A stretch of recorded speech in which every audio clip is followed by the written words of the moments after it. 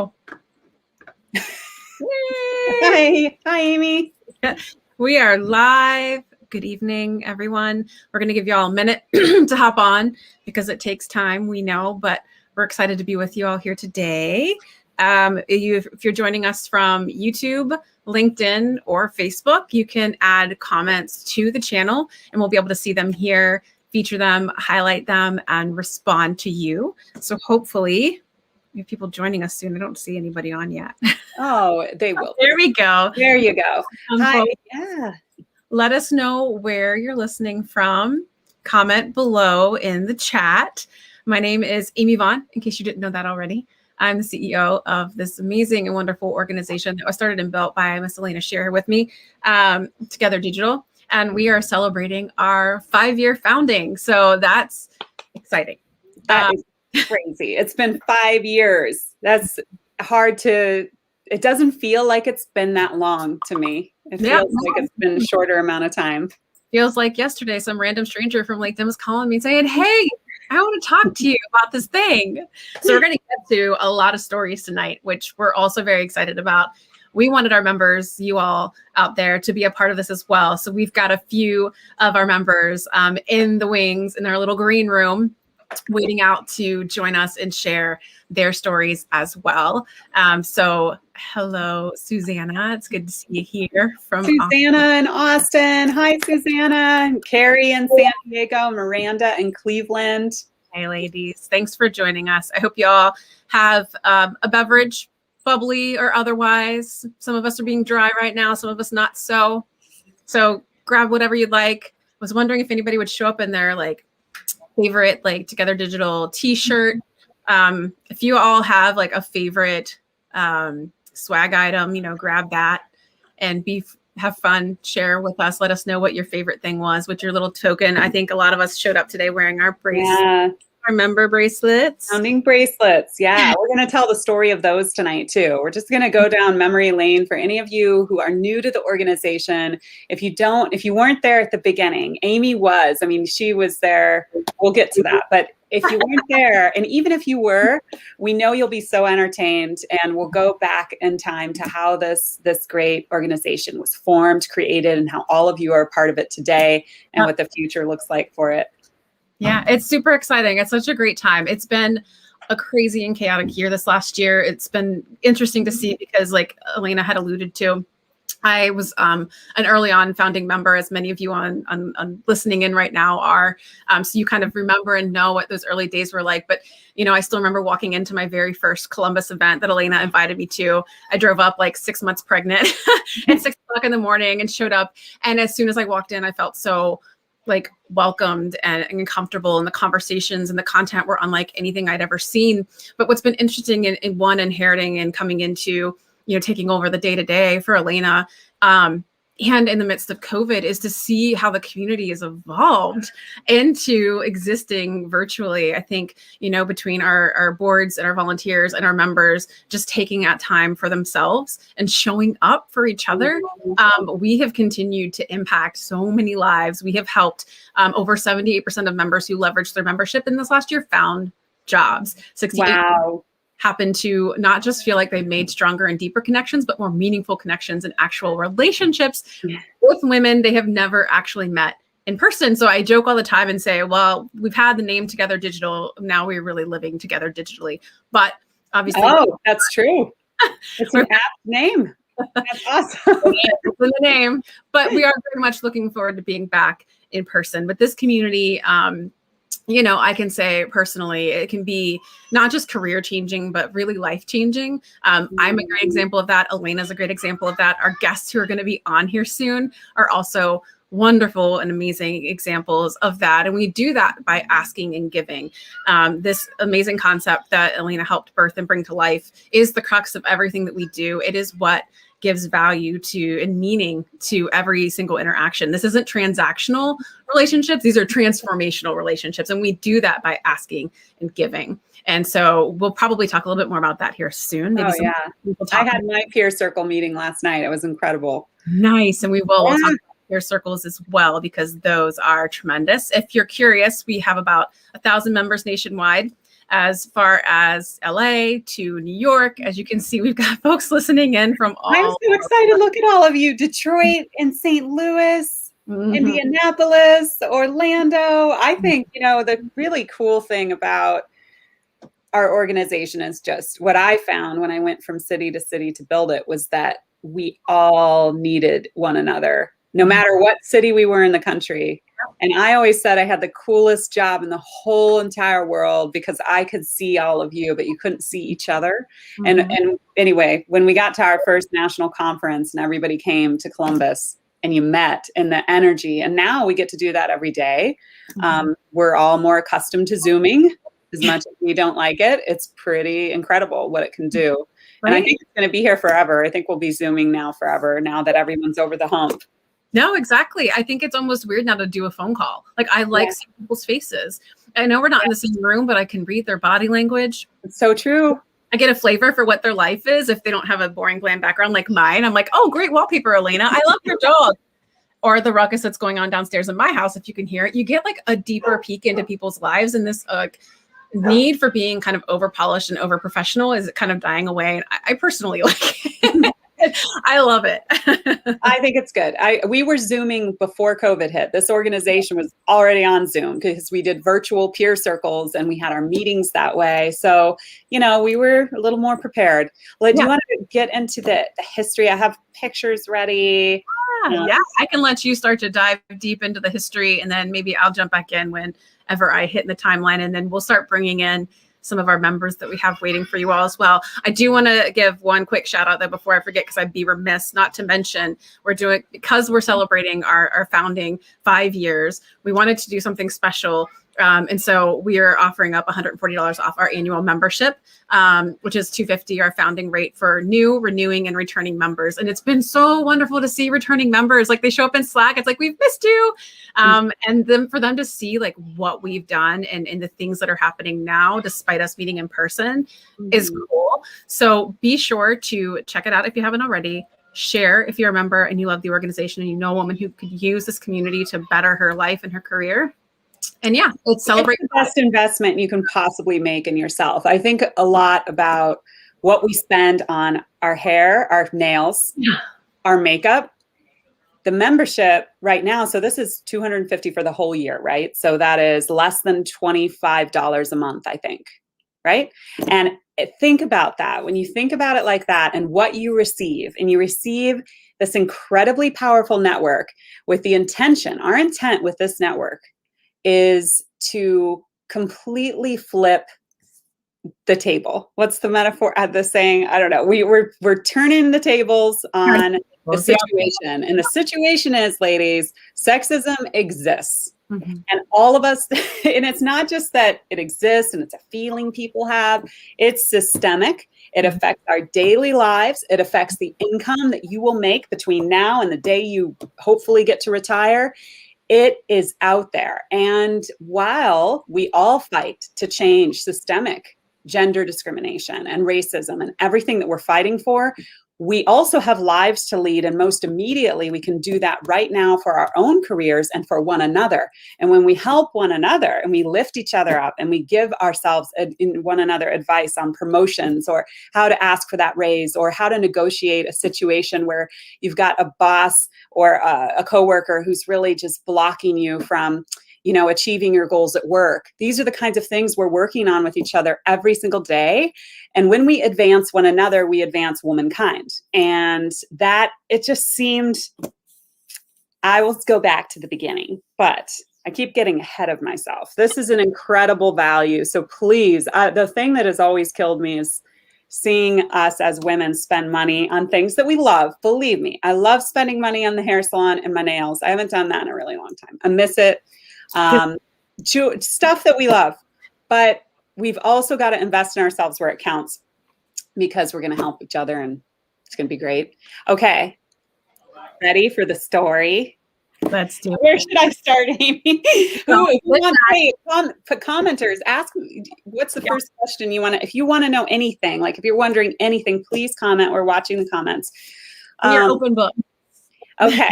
So let's see. I'm going to take you in a time machine to 2001 when I graduated from college. I had a journalism degree and I was in radio and I absolutely loved it. I was an extremely determined, career-oriented woman. I always have been. And when I graduated from college, I was wide-eyed and bushy-tailed, and I thought, oh, did I disappear? Am I still here? You're muted, Amy. Can you guys still hear me? Yes, you're good. You're fixed. I'm sorry. It was me. I was clicking. I just disappeared, or you disappeared. Anyway, I graduated from college and I thought, you know what? I'm a woman. I can do the same thing a man can do. Yeah, there's like this idea of sexism. I'd taken a women's studies class. I was raised in an egalitarian household. My parents were awesome. My dad helped my mom with her career, like made sure that she had the room to really pursue her dreams.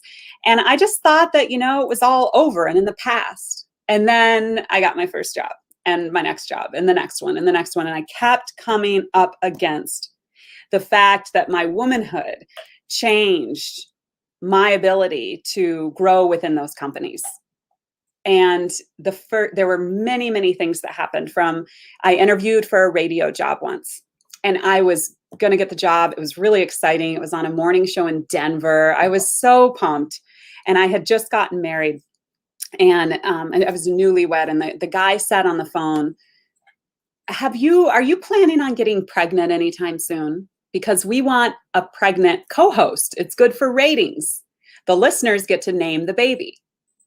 And I was stunned. Now, I was just a kid. I was 25, I think, around there. And I realized in that moment that I did not want to be objectified anymore in that industry. That was really hard for women to move up in radio. There weren't women who hosted radio shows. This was 2004. So I left radio altogether, went to marketing and advertising, just started over.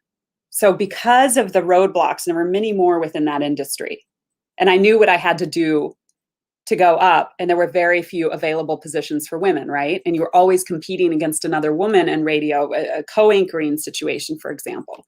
You don't hear two women co-anchoring often.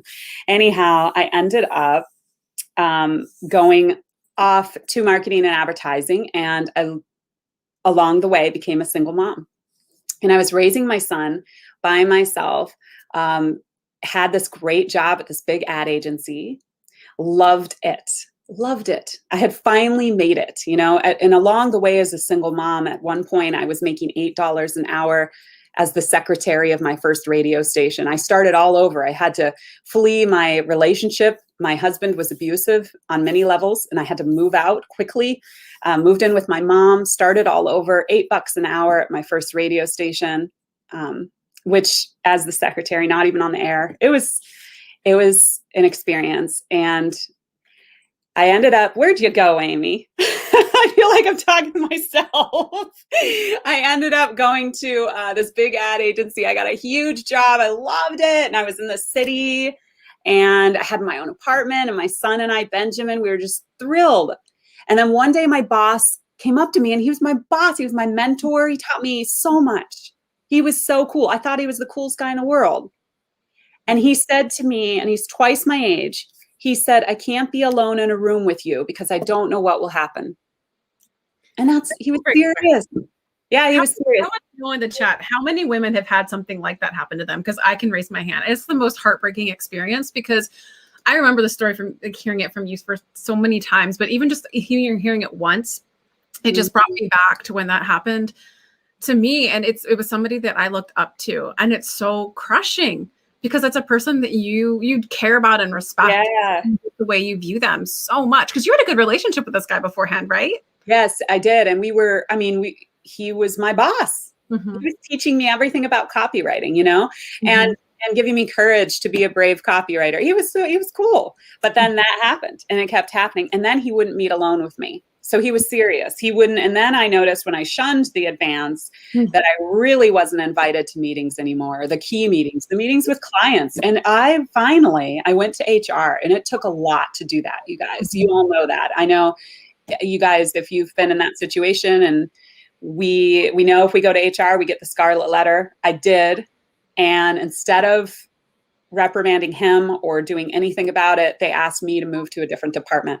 So that was a wake-up call. I left. I started my own agency in the middle of the recession, as I didn't want to leave the state with you can't, if any single moms are out there, I was here in Ohio. His dad was still involved in his life. And so I stayed and I made an agency, and it was incredible. And it grew and grew and grew. And I was 37 years old when we had a break in new business. I realized, and maybe this was, well, it could have been me and my own insecurities, I guess. And I can sit here and I can go down that path we go down as women. But we brought a man to a new business meeting. It happened on accident. I was training him. But I noticed if a man was in the room, we sold websites and digital, because I was a digital expert, we sold things so much faster. And the clients would look at the man and say, do you agree with what she's saying? And it could have been, again, I don't know if it was me. And so we switched the man up and we made a rule. A man goes to every new business meeting from now on. Yeah. And a man needs to be in every client meeting.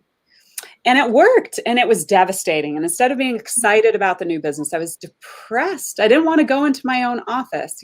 I was just so deflated by it. Mm-hmm. And that was in the summer of 2016. Mm-hmm. And again, I'm in this state of confoundment. It was quite confusing. It just hit me at 37, everything that had happened. And I started to add up all of those events in my professional life where my being a woman got in the way of whatever it was. And it hit me like a ton of bricks. Mm-hmm. And it went from sadness to anger. And then I don't like those feelings. Nobody does. Yeah. I decided to do something about it. And that's usually what I do. I'm just the type of person that nope, this is not okay with me. Let's do something. We're fixers. We're fixers. And I decided, I remember it was like one of those middle of the night ideas. I said, I'm going to have an event. I'm going to call it Columbus Women in Digital. And I can show you guys a picture of this event that day, but I put it on LinkedIn. And in 3 days, the thing was sold out. There were 100 seats and they were gone. And then for 30 days, it sat there. And I said, does anybody else want to share their stories? Who else wants to come up and talk? Let's share our stories. Yeah. And nobody volunteered. So I was like, shoot, I'm going to tell everything. And my husband, I started to chicken out. I'm like, maybe this part I shouldn't tell. This part. What about this part? And he said, that all happened to you. Mm-hmm. All of it happened to you. What are you scared of? And I'm like, I don't know. I'm scared they'll think I'm lying or making it up. Yeah. Or think I'm crazy and here I was talking about other women. Mm-hmm. That's the thing. And so I stood up and I told that story. And you know what? Ever since, the women in the audience, they're crying, they're laughing, then they stand up. And many of you shared your own stories. Mm-hmm. And when we share our stories as women and we are heard by other women, that is the magic. We could be heard by other men, but when women hear women, and truly hear them and see one another as who we are seen, we are heard, and we are healed from whatever we went through. And I know I wouldn't have believed this if I was listening to it until I experienced it. And I walked out of that room that day, and I'll never forget, I opened the doors out into the daylight and said, what was that? And I just, like, at the age of 37, discovered sisterhood. And there is, for me, the before and the after. There's before Together Digital was born and after. And my life before and after, they are completely different. Today, what happened is, I'll show you a picture. Let's see. First, can I just say really quickly? Yeah, of course. You inspired an Amyism quote that I'm going to use later in social media, maybe, or something. But this notion of that when we own our story, it no longer owns us. Yeah. Something you've encouraged in every single one of the women that you helped to influence to grow and create this organization was by being brave enough to step up and own your own story so that we could all feel brave in owning ours. And I think that sense of like freedom of you walking out of those doors, like that's what it felt like. It's like all of a sudden this doesn't own you anymore. Yeah. You are not alone. It's again, like your timing for all of that too was so impeccable because I know it was right before the Me Too movement as well. So. It was the summer before. And it was really, this is a beautiful photo of that day. I'll have to find more that are in color. But what an incredible moment. And this was June of 2016. And that fall, Alyssa Milano tweeted Me Too, which was, it just went crazy. And we were all at that time, though. It was just a moment in history where we had a moment to be heard, and the stage was focused on women's rights. And I think what's so important about the moment we're in today, because right now, the Me Too movement, everything is on hold. For women every woman I know is completely slammed or crushed with life and work right now. Who knew that women were the backup plan for our government? Oh, the women, they'll take care of it. Let the women take care of the children and cook and clean and all this stuff twice as much as usual. And so it's on hold. We're busy. But look at the Black Lives Matter movement. Look at the climate change movement. If we let the Me Too movement fall by the wayside, if we don't continue to keep these alive, all of these movements that all need to happen, it's really important to keep working. And when we are in the midst of a movement, it does not yet, in order for it to become one, we need to see real change. And we can't give up until that happens. And when you're in a historical moment, you have to be patient, because in history, these times that you look back on are decades. And we're in the midst of that right now. And so what happened was, after that day, my phone lit up, my email, and everybody is like, when are we meeting again? And I'm feeling the same thing. When are we meeting again? So we start to meet as often as we can. And I become completely consumed, completely enraptured with the sisterhood. This is what I want to focus on. But the challenge became, well, how do we build this? How do we build it in a sustainable way so that we can work on and create something that it does create true impact? And something that will last, and it won't just be a flashpoint. And for that to happen, we had to figure out how to make it profitable. We had to pay ourselves. So I was spending 20 to 25 hours a week on it without at all being able to pay myself, and using team members from my agency. And it was 2 years before I was able to actually draw a salary. I think it was 2 full years. And I know you've been in the same situation, Amy, but you love it so much that you pay yourself when you can, and you just keep building it and building it.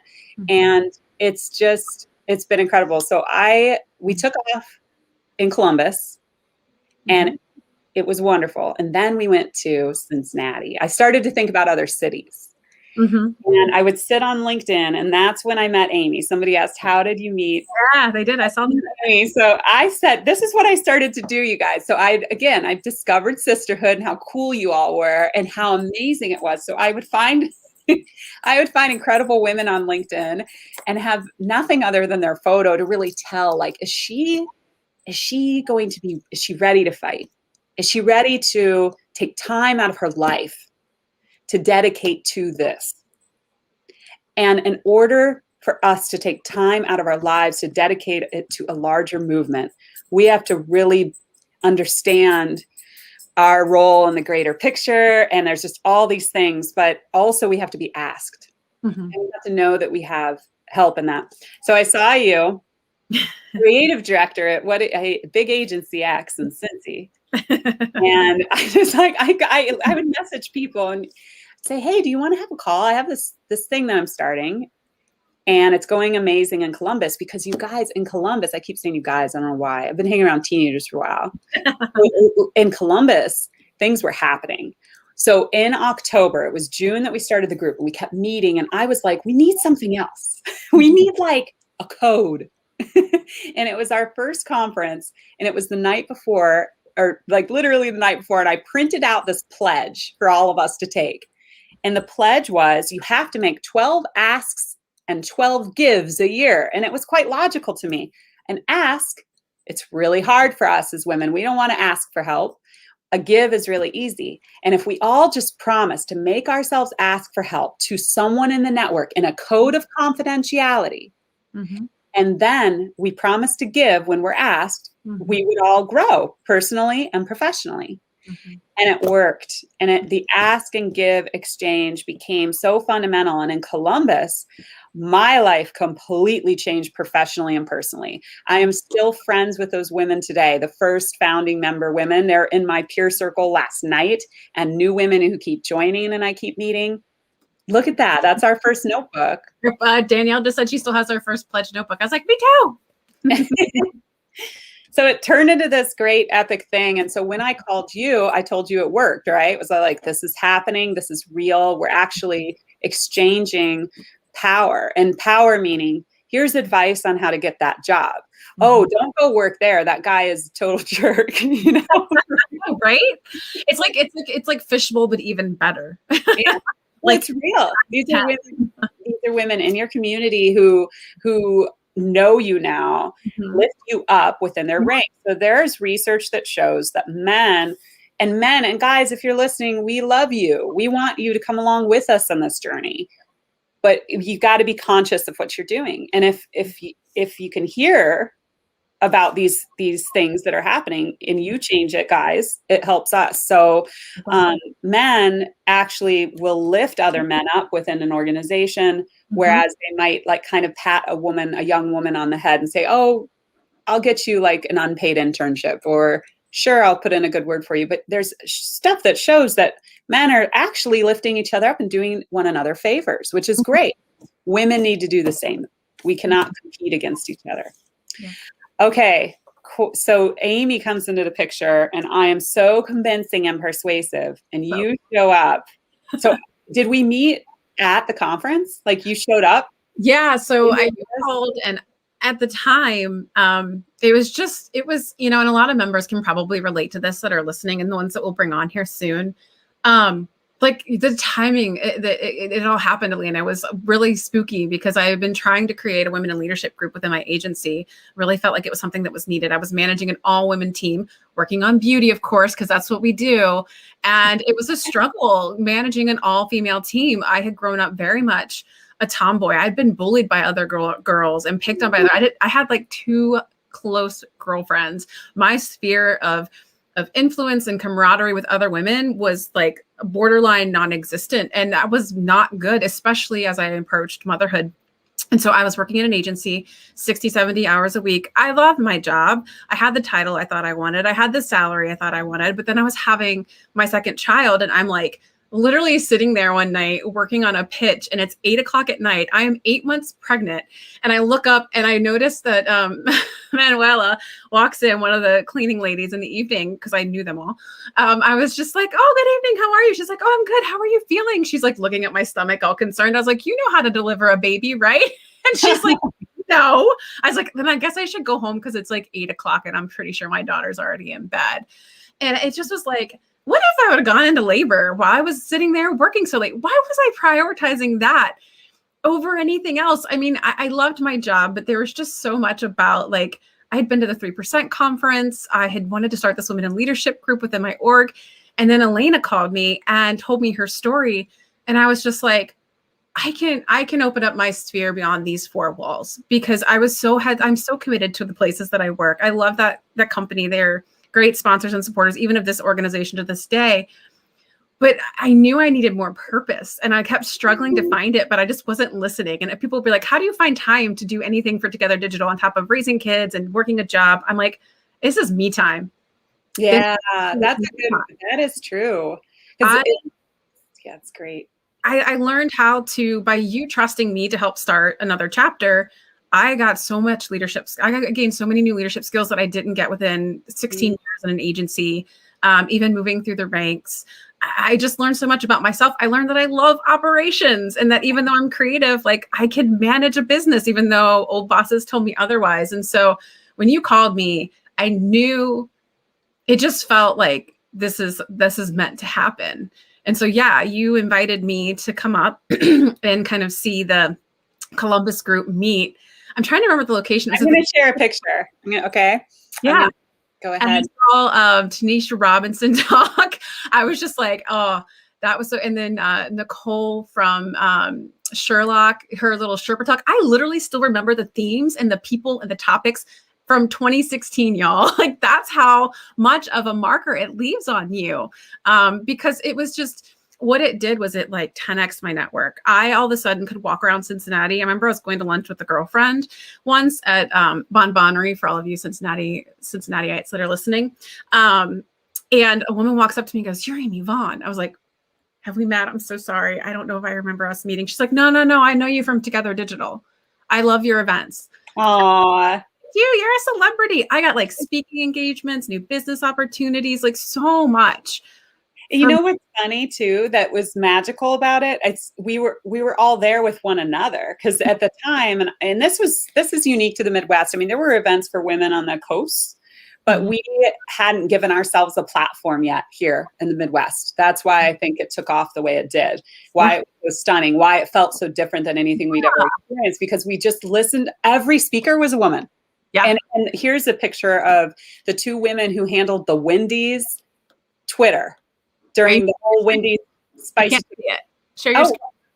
Hit share screen. I've got it set up to where it should show up if you do, but I'm not seeing it. Go down to share at the bottom. I did that, and it says stop screen. Can you guys see our screen? My screen? No. They're shaking their heads in the big room. Oh, that's so sad. Oh, yeah, I've had it queued up for a while because I was trying to have it up for you. Well, you know what, Amy, you can do the deep scroll if you want.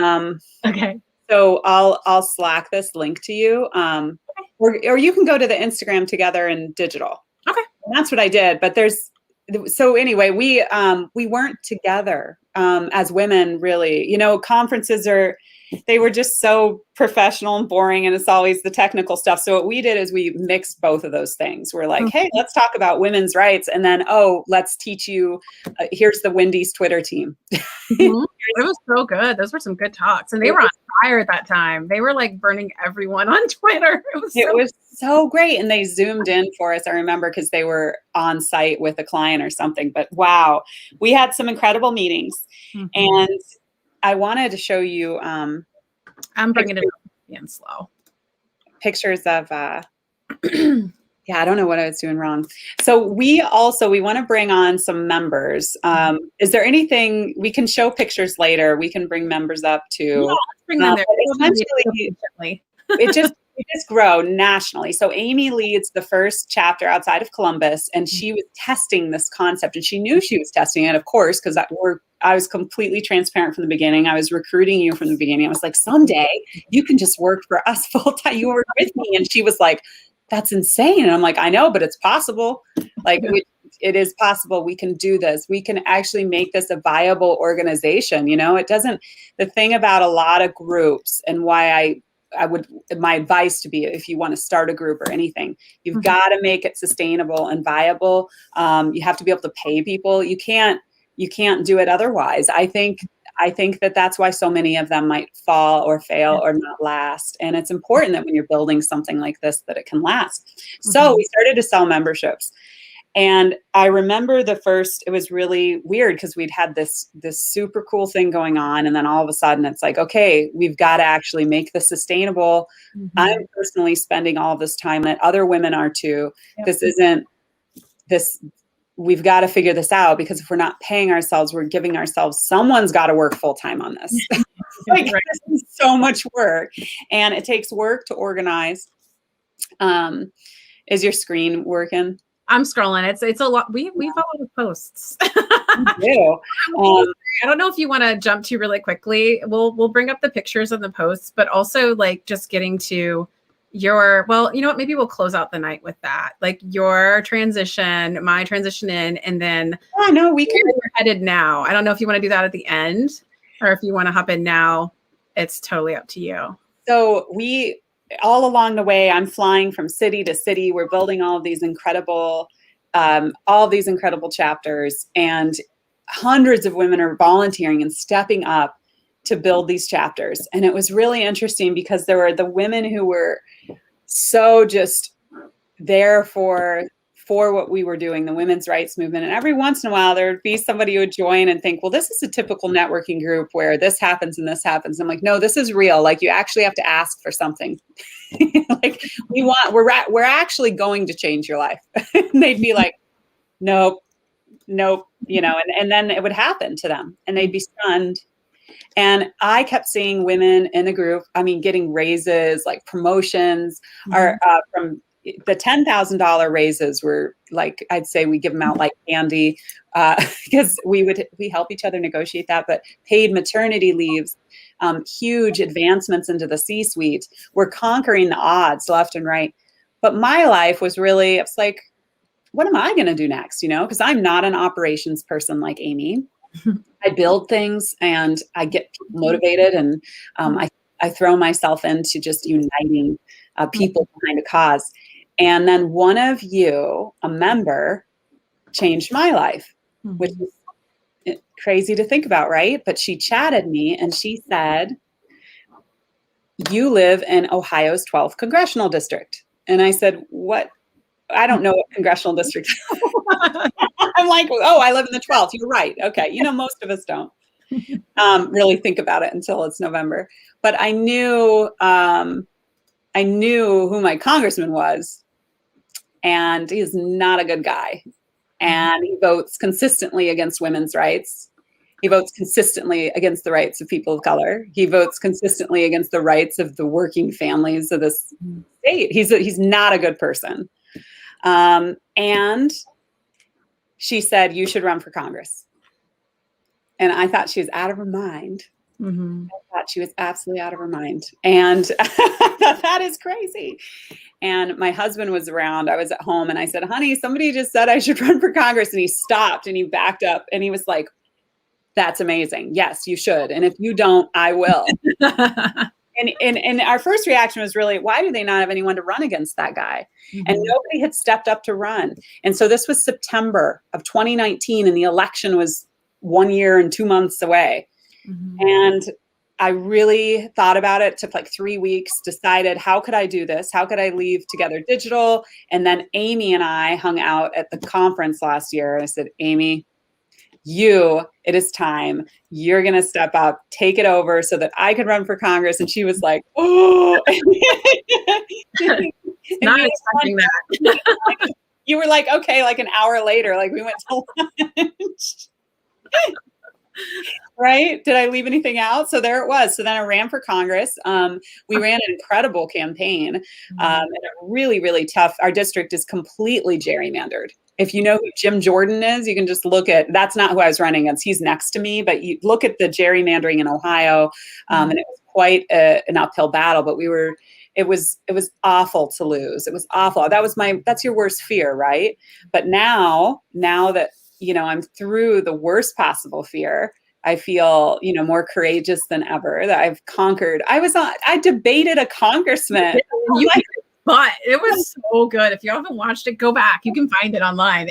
You were so put together, and he he completely flopped. I just don't even understand. It just doesn't, none of it registers. It doesn't make any sense to me, but you all did. And I think too, the strength of being so digital centric, played into your favor with everything that was happening, because so many politicians just don't even know how to leverage the platforms. Right. And COVID hit. So everything was online. We're Zooming, we're doing live events. And of course, I just, stepped right into that. And today, our politicians who are online do succeed, and you have to be able to talk to your constituents. So if you guys want to see the debate, just Google Alaina Shearer congressional debate. I was terrified. I was absolutely terrified, but I thought of all of you. I walked in there and I said, "I'm doing this for all of us, for all of us, for the women who need this. Every single one of us, women and men, and our children need women to be equal." And I'm going to go up there, and it was so terrifying, but that's all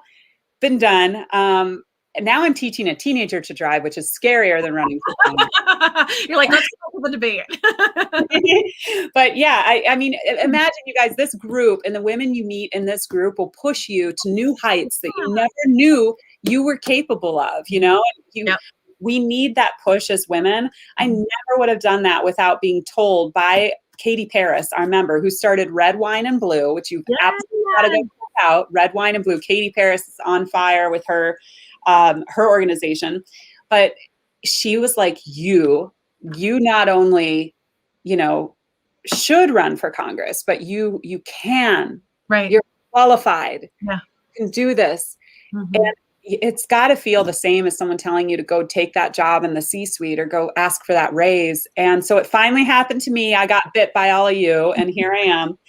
Right now, I'm working on my agency. I've rebranded it. We're only doing cause and purpose-driven brand work. It's called the Good Now Agency, and we're training candidates as well on the side for roles. We're helping other women and Democrats win public office, and I'm not sure what my future holds with public office, but to be announced. TBD. Well, but I have to say though, it's so reciprocal, right? I love that both of our stories are just a testament to, and we're just two people of 1,000 women and more than that have come through like this whole experience. But yeah, I mean, not 6 or 7 months before, I was sitting talking to leadership at the company I was at, literally vying for my position to be in an operations type role, and being told no, that I wasn't suited or qualified. And then you turn around and you're like, hey, do you want to do this? And I'm like, if you think I can, then maybe I can. Oh my gosh. And you totally can. You have that calm, cool, collected personality, and you don't miss details, and you are also far more prudent in your management. And I'm just like, woohoo, you know.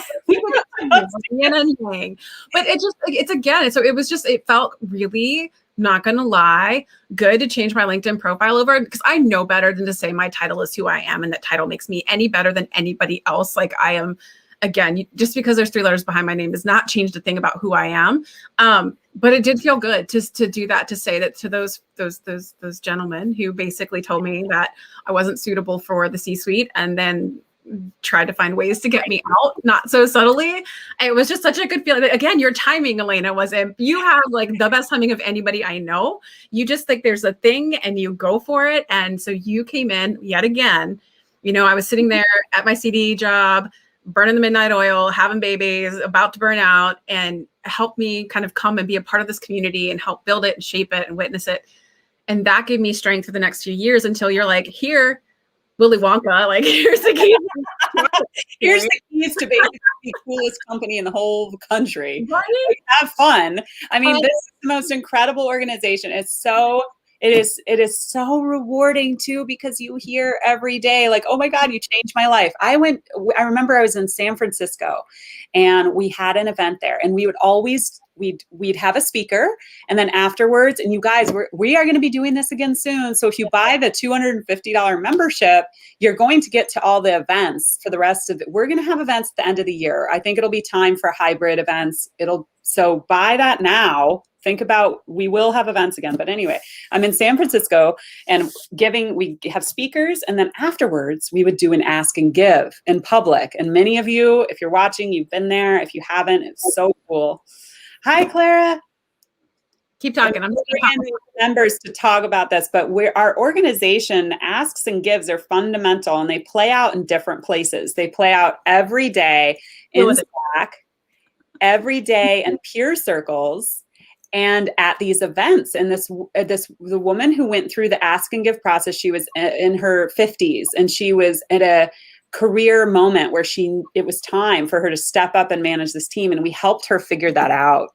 And she was leaving, and I'll never forget, she was getting in the elevator and she looked at me and she's like, you just changed my life. And I said, yep, that happens. She's like, oh, you hear that all the time, don't you? I'm like, yep, just about every night. That's so awesome, right? Have fun with it. And she was just stunned. Mm-hmm. And anyway, all right. Such a good feeling. Such a good feeling. Well, we have with us several members that we know have some wonderful and amazing stories and experiences to share. So, Alaina and I could probably sit here and banter all We could, and everyone would leave. It would be so. It would just be us and maybe Julie, because she'd stick around. But yeah, I would love to kind of just have each of you share a little bit about what your experience has been. So one thing we talked about asks and gives a bit, but one thing I wanted to emphasize for a minute, because we haven't really gotten into it, is peer circles. And when I think of peer circles, I think of Deb, because she is our National Peer Circle Chair. She was Peer Circle Chair for Austin, and her Peer Circle group, I believe, has been together for years now, right, Deb? So cool. Yes, we're like entering, it'll be like 4 years in September. That's amazing. Yeah. Do you want to explain to everybody like kind of what's your peer circle to you? Like what, because I know that you say sometimes it's like the greatest value that you get. I know you're a big advocate. Sure. Like for me, that is one of the main pillars of membership for me. And you know, I had a really large network. I mean, I'm sure we'll get later into kind of why we joined, but the peer circle for me, it's, you know, 10 women, maybe 5 get to make it every single time, but I will always meet with 5 or 6 women every month. And we'll talk about whatever's going on in our life. And because we've been so long running, some of them, you know, have been in the peer circle 2, 3, 4 years. And we really get to know each other. You know, you get the shorthand. I mean, I go to our virtual peer circles too, where I meet women I've never met. And trust me, it's just as valuable. The point is we've created, you know, a sacred space where we can just say, you know what, this is for us. It's like, we're not going to talk about this outside of this circle, and be real. I mean, I literally just had the experience this week where I had the big ask in a peer circle. You know, normally I go and I'm like all about giving the advice. And as Alaina was mentioning, it's hard to ask. It's so hard. A really difficult situation that I was struggling with, and laid it out there and you know, immediately got really great feedback. One member, this is her very first peer circle she'd ever been on, and she's like, you need to read this book. I'm going to send you this. Like, this is, you know, it was amazing. And, you know, so still years later, you know, I'm getting value out of everyone I attend. And so for me, that's really, I think, a lot of the magic. One of the words I use a lot when people ask me about Together Digital that aren't members is authentic. And I think there's something about these peer circles where you get really authentic.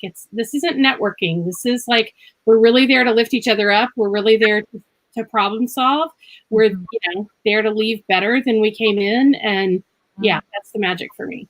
I agree. Oh, 100%. It would be cool if you guys all share your city as well. But you know, the ask that you remember making, your first ask, if you want to, unless it's confidential, but maybe if there's one that you could share or one that you have heard. I think for our new members who aren't seasoned askers, for me, it took me, even though I founded the thing, it took me like 6 months to make my first ask. And you know, you're doing it right when my hands were shaking. I was really nervous. Yeah.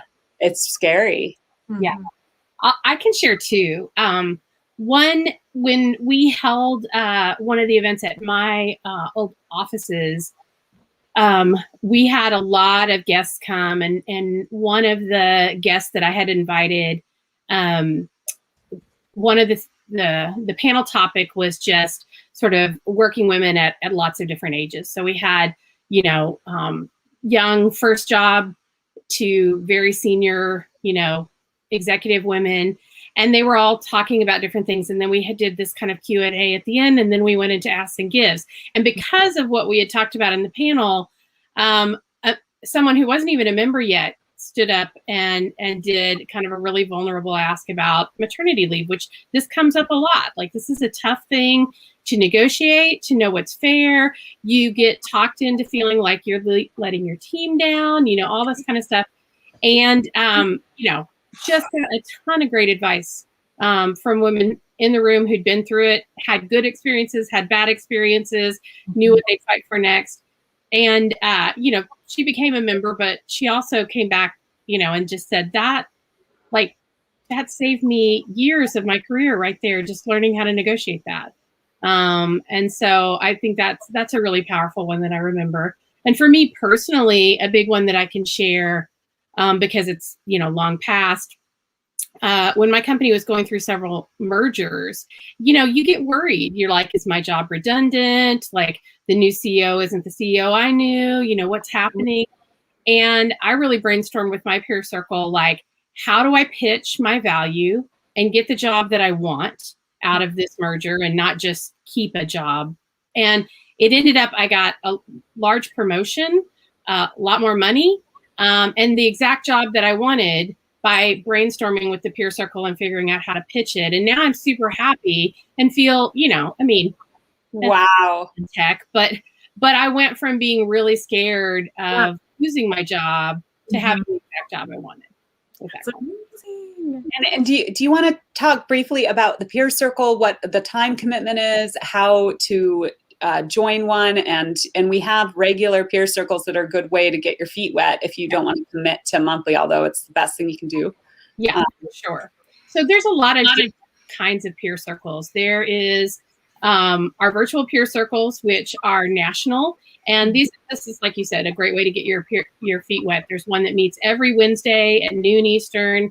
And that is like the friendliest, easiest one to just kind of join, dip your feet in. Then there's some really specialized ones, like Maren started up the, get this job peer circle for us. And it was for women who, were looking for a job and just really focused on that experience. And I've heard nothing but great feedback about that. And I'm sure she can talk more about that circle. We've had entrepreneurial circles. We've had mom circles. So there's a lot of national ones, but then there's locally, you can work with your city champion or your peer circle chair to get matched up with a local circle, or you can start your own. I will say one of the silver linings of kind of going to Zoom is that it feels easier to join. It's less of a commitment. So usually you got to commit to like an hour and a half to have a good peer circle. Ours meets for 2 hours once a month. Others meet for 1 hour once a week. You can kind of choose your cadence, but I feel like at least an hour to really get through the whole agenda. Hour and a half is better. But yeah, when you can meet virtually and you're not having to worry about where to park or where central, like Austin, like a lot of cities really small. Yeah. And so we always have a lot of people being like, well, I can't go downtown to meet with the peer circle. I live or work north, or I can't, I'm not going to go north of the river.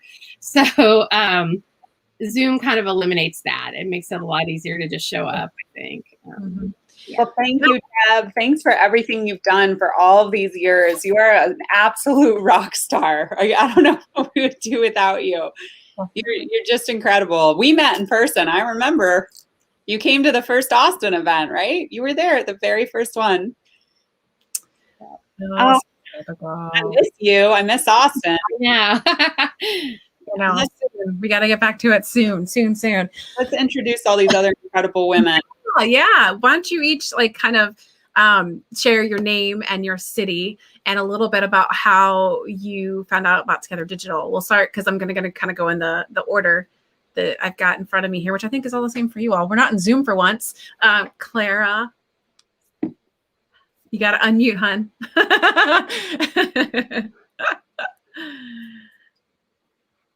All right, there we go.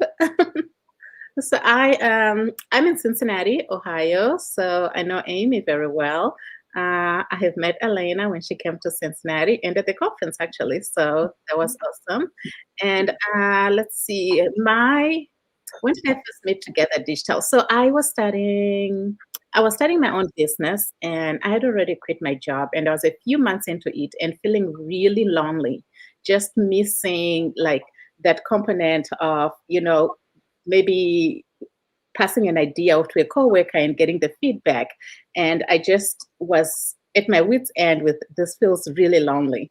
And so I kind of put on Facebook, to other friends like, okay, who, I'm feeling this way and who wants to just meet up with me and share ideas. And one of my friends recommended Together Digital. She's like, you might find it helpful. And so that was how I came into contact with Together Digital. And I'll still tell you the story of everything else that happened after that later. Yeah. I know Danielle's got a fun story about how she learned about us. She was like, it was the old school guerrilla marketing way, right? Yeah, for sure. Alaina, I don't even know if I ever told you this story. So I was in Powell, which is just north of Columbus, where the original headquarters for at the time Women in Digital was. And I had made a wrong turn and had to go around the block a second time. And I stopped at the red light outside of HQ. And I was like, well, that logo is really cool. There was just this very small, like not a big sign. It wasn't like huge or anything. And I was like, that's really cool. And I looked in closer. I'm like, Women in Digital. Oh, I love this concept. And then, the light turns green. I go on about my day. And then it was later on, maybe even a couple days had passed, and I thought, you know what? I really need to look up that group that I saw at the red light in Powell. And that's cool. literally how I found out. And once I was on the website, I was like, oh, yes, I need to be part of this. Oh, I did not know that. I was just scrolling through pictures and I think I saw an old one of you. I have pictures of all of you, by the way. But I realized we couldn't share our screens because the sharing settings have to be changed and it wants to reboot to change them. So I'm not going to do that. I don't wanna, so just use your mind's eye, y'all. Yeah. Or just go like deep scroll and creep on us all the way down to the bottom of Instagram. We don't mind. It's okay. Just like it all. So when you joined, did it fulfill, I mean, you're still here, so it must have, but tell us, what would you say to somebody who's thinking about joining? Do it. Yeah, so I joined, and it's funny. So my first event was equally as awkward on my part as like the signing up from a red light outside of HQ. But it was perfect. And I know Amy talked about this kind of like almost this karmic like timing. Mm-hmm. I was in the middle of a really tricky promotion at my company, and I worked remote for several years, and I was just kind of feeling like this satellite out here that didn't really have a home base. Mm-hmm. And when it came to something really tricky in my organization, I realized I didn't have a place to go to seek advice or to find that support or that camaraderie. And so my first event, I started off like, really nervous. I didn't want to do an ask. I think I talked to the sponsors from HelloFresh for like a significant amount of time. And at some point I ended up having a drink with Alaina. And it was just, you were so easy to talk to. And we realized we both had backgrounds in radio. And you gave me some advice that evening about just like really going for what I wanted and really just kind of sticking to my worth and believing in my worth and being able to say like, this is what I want and what I'm out to accomplish. And if I can't get that here, then just know that someone else will give that to me.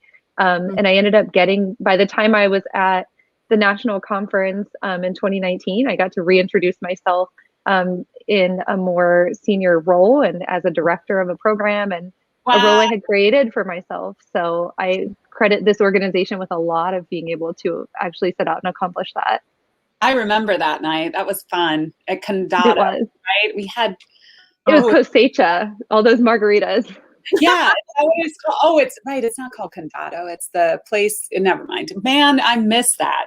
I miss being out. Right.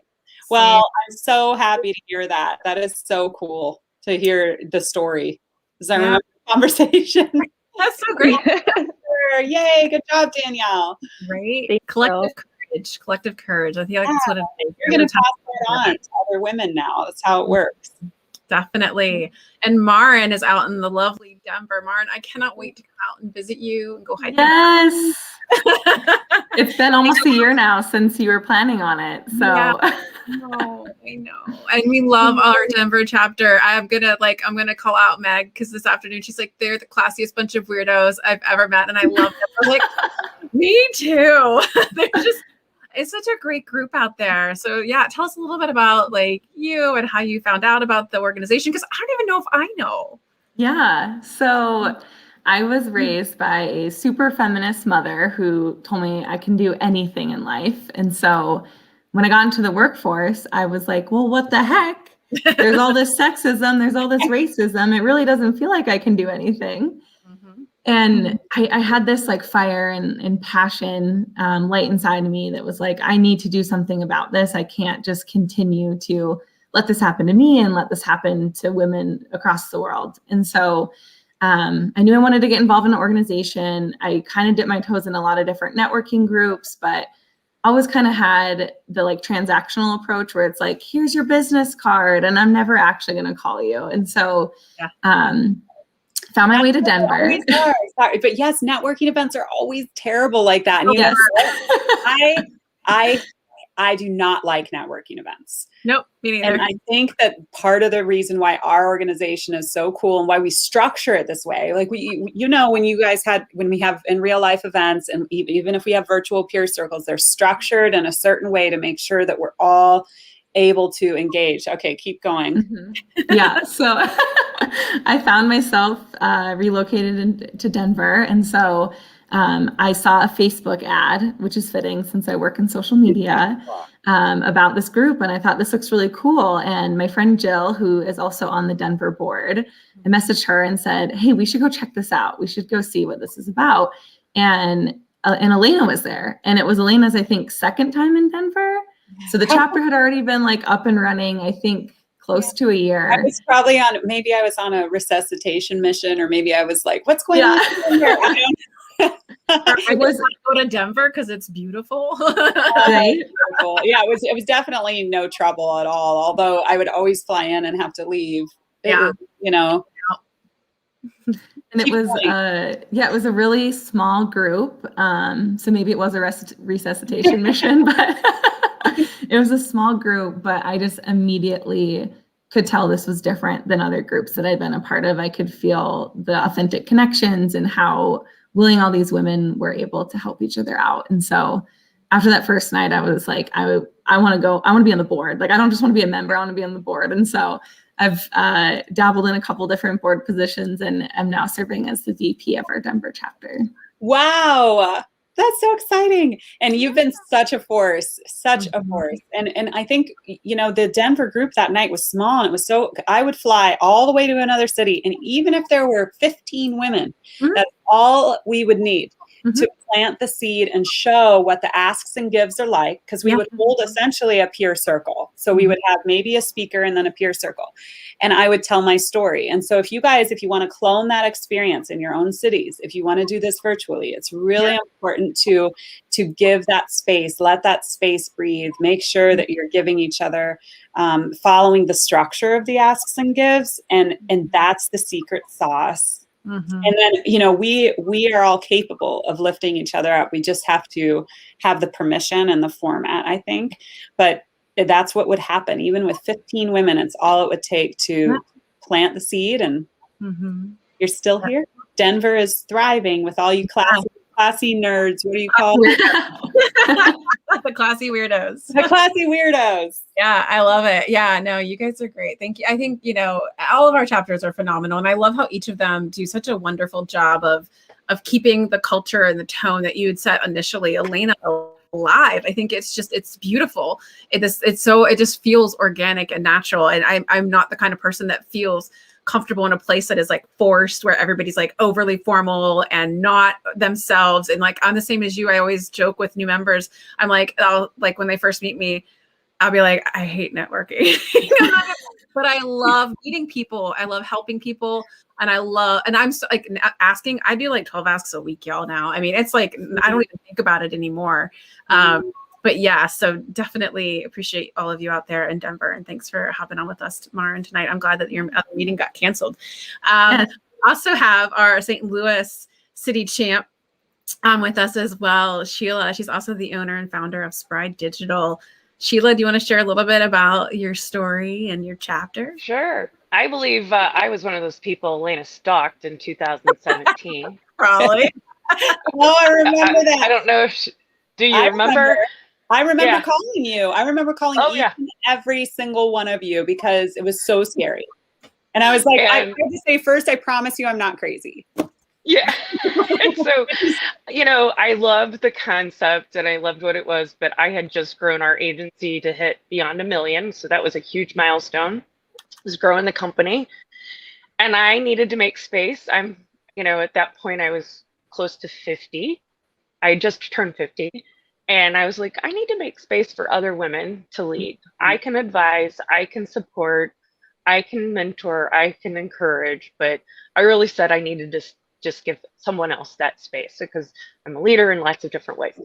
So I did everything I could to support Gina Steffens, and Victoria Ziegler, who were key in growing the St. Louis chapter and getting it going, and behind the scenes would make sure to share things, and went to our first conference together. Gina and Victoria and I drove across to the conference in Columbus and rented a house together, and we really got close. And that was like building a sisterhood of 3 people who are different, except for Gina and I discovered over a bottle of wine that we were sorority sisters. And so we discovered we're both Delta Zetas. And, you know, I was like, I've been very involved in my sorority too. And so it was really kind of like that kismet, you just come together. And then fast forward in, I guess, fall of 2019, Victoria really needed some help. And I said I'd step in and be city champion. And so we had a great plan of action. Right? Didn't we all? Great plan of action. We had lots of energy. I had lots of plans, and 2020 happened. And I will tell you, just leading these incredible women through this time and helping them be just with grace, of giving them grace to manage through whatever they needed. And I think we came out stronger through it. The leadership team that we've put together for this chapter is incredible, and they're doing the work now. And so I am absolutely so excited to get to work with them and help guide them as they want to grow their careers too, because we've got some really incredible women joining it, and be able to tell the story to my peers in St. Louis to help grow the chapter and really focus it. And so we're excited to kind of make this happen. And I think we know St. Louis can be pretty strong, and we're eventually going to look at how do we make Missouri strong too, and just encompass Missouri and Southern Illinois. Yay. Yeah, St. Louis is just incredible. You guys are so cool out there, and you're only 6 hours from Columbus. And so what the reason the cities exist, I don't know if you all know this, but I took a map out in this room, put it on the floor, a map of the United States with my son. And we drew, where can mommy get, and how could I drive from this city to this city? And we mapped out the hours to see how many cities I could get to in 72 hours. And so it was Detroit. So Detroit first, and then popped over to Chicago, and then St. Louis was in there. And then there's a whole other story about why Minneapolis is on there and not Milwaukee, but I'll tell that another time. Wrong M city, and then had never mind. It's too embarrassing.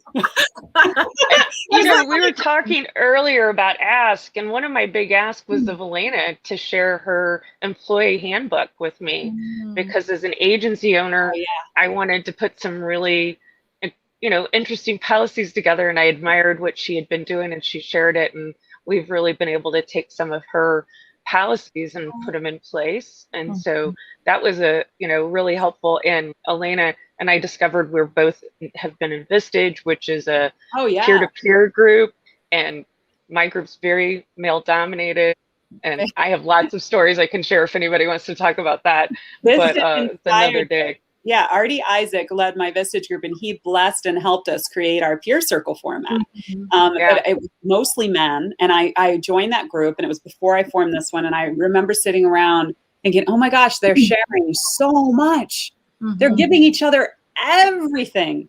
And so when you share our contracts, if someone needs a contract template, I'll share a contract template for my agency, because I paid a lawyer to do that, and it's a good contract. Why not just give it to another woman? I wanted to pause just for a second for our audience and do a trivia question for swag. And then I want to hear from Tyra and Brenda. Well, hold up the water bottle, Julie. See this? Oh, here's a swag. We have trivia. So you guys are watching.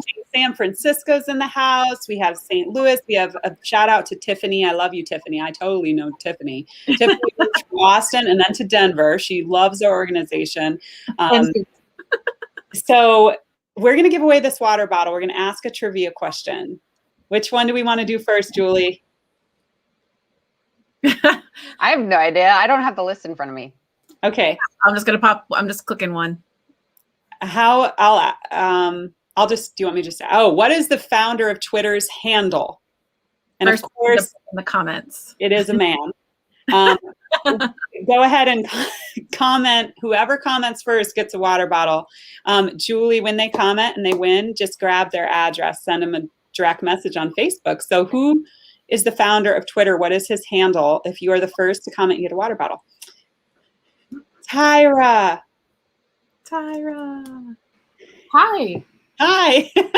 I was like, where's the unmute button? So many. No, you were unmuted. Tell us about yourself and why you joined. And Yeah. First of all, I feel like so out of place. I just got done working out and you guys are all dressed and I'm just like You look sitting here in lovely. workout clothes. You We look all have yoga pants on the bottom. Yeah, but so I first heard about Together Digital, I think through a member. Like we were going to lunch and I think you guys had another name initially, but we this is did. like, We used to be Women in Digital. yeah. So I had heard about it then, but this was like pre-COVID and she was like, yeah, like you should come. But all of the events are like early in the morning and I'm not an early riser. I'm like a night owl. So I was like, oh, like that sounds good, but I don't really know if that's really for me. And then anyway, my job, I actually got laid off because of COVID-19 in last March. But a woman that worked at my old job, we were on a diversity and equity council together. So we were working kind of closely. And she had just sent me like a note like, hey, have you heard of Together Digital? Like they're doing this promo where if she renewed her membership, then she was able to give one for free to me. So I was gifted that. And I didn't really honestly know what it was about. And I know that was the time everything was like virtual and I'm sure we were all like burnt out. So I want to say I joined maybe like June, July, and I had been laid off like end of April. So just kind of like navigating different events and things like that. But the peer circle that I found was most helpful was like the job seeker one. I was on that faithfully from literally since I joined to like December. And that's when I finally got a job, but it was just really helpful. Like I applied to over 200 places, had like over 40 probably interviews. And I like, that was the only thing that I felt like they really understood what I was going through and they were really able to like support me through that. And like, even if it was just a hodgepodge of us complaining for the whole hour, like, you know, everyone understood and it was okay. And I was telling my friend the other day, she's also looking for jobs. And I was like, people don't really understand how like looking for a job is a full-time job. So it's like, okay to like rest and not look for a job, but like your mind is telling you not like, you don't have a job. So it's just telling you like, you have to keep going. And so that was really just like a saving grace for me. And I'm so grateful for that. And now that I do have a full-time job, so like trying to like peek into different events and really see, and hopefully with the vaccine, we can slowly but surely start to move away from everything virtual eventually. But yeah, that's kind of my story of how I found and how I joined. That's so cool. I love that you're here to share this, being a new member, joining during COVID, like anyone who's watching right now who might be thinking of joining. What tip that you would say, you know, it sounds obviously, you know, use the membership right away. That's a good tip, right? But what's the thing that you would recommend somebody do first of the benefits? I think just browsing the Slack channel, and I used Slack in a previous job, so I was already familiar with the platform, but I think just like looking at the different topics, there's so many different channels like where you can really find your niche of like what you connect with. And then just really like jumping in. So I know I was like, I'm not typically good at networking. I hate it. I'm an introvert and it's like really cringeworthy to me. So of course, being like used to the virtual and Zooming and everything like that, I was like, oh, it's like something, it's not really additional, something you have to do. Like you don't have to get dressed. You don't have to drive there. Like someone said, you don't have to worry about like standing in the corner by yourself. Like we're all in video, we're all in our homes and stuff like that. So I just think the barrier is a little bit easier. So definitely just browsing the Slack channels and then just maybe jumping into peer circles. I think they're very informal, but super helpful. So no one's gonna be like, you're doing it wrong or something like that. Everyone's super welcoming. So those are my favorite memory. Oh, sorry. I didn't mean. No, you're good. Those are just probably my favorite like Zoom memories of just that I think shows our culture when we meet and again, when it's only women, there's something magical about only women getting together. When are we together alone professionally? You know, we're not usually. The men have the boardrooms and the golf courses and everything. Women, we have the kitchen at Christmas, the bachelorette parties and the hair salons, you know? So when we get together alone professionally, it's pretty magical. But there was this Zoom call, and I remember it was before COVID, because most of you guys, we used to keep our cameras off, and I would say, everyone turn your cameras on, you know? So I love that we're a bit liberated there as women, where we have our cameras on. But there was I remember she said, we were about to start a peer circle, And I said, come on, let's turn our cameras on for a second. And she said, oh my gosh, hold on. Let me put a shirt on. She was just like in her bra. I just thought that was so funny. Yeah. And like, very casual around here and it's very authentic. It's not the classic networking experience. yeah. And my manager, when I started, she was like, I'm going to give you some piece of advice, but it's kind of unorthodox. She was like, turn on your cameras for meetings. One, because obviously I've been onboarded completely virtual. I haven't met my coworkers like in person. They just have a little like circle of your name. And she's like, for me personally, like I just have to force myself to do it or else I'll stop showering, like, you know, in the beginning of the day. And like, I'll be in my pajamas. And it just like, she was right, because it's just like turning on your camera, like knowing like, hey, I still have meetings. Like I still have to look semi like presentable, maybe not as like presentable as you being in the office, but like still okay to be on camera. And I just like think of that all the time, because that was me in my past job. But there were a lot of like differences. Like I didn't really like what I was doing. I didn't really feel valued, so I didn't really feel like, I felt like it was a drag to go to work, even working from home. And now I'm like, okay, like I'm ready, like let's do it. So that's how it should feel. And if it feels any other way, join our network. Or if you're already a member and you're not using that membership, join a peer circle. Yeah. That would get you to a happy place. I think that's been an interesting thing, because I've done close to 100 member one-on-ones over this time, because I've not been able to get the chance to go out and meet with you all and have drinks and those conversations. But then I get to have them one-on-one, or I'll get a phone call from a member. And it is really, really cool to see like how deep the connections can go, even while virtual. It is like I've gained so many new close friends. Like I would consider close friends and confidants that I would call for lots of things that I've never met in person yet. It's just crazy to think. And I think the other thing I like that you pointed out, Tyra, is that you just have to keep showing up.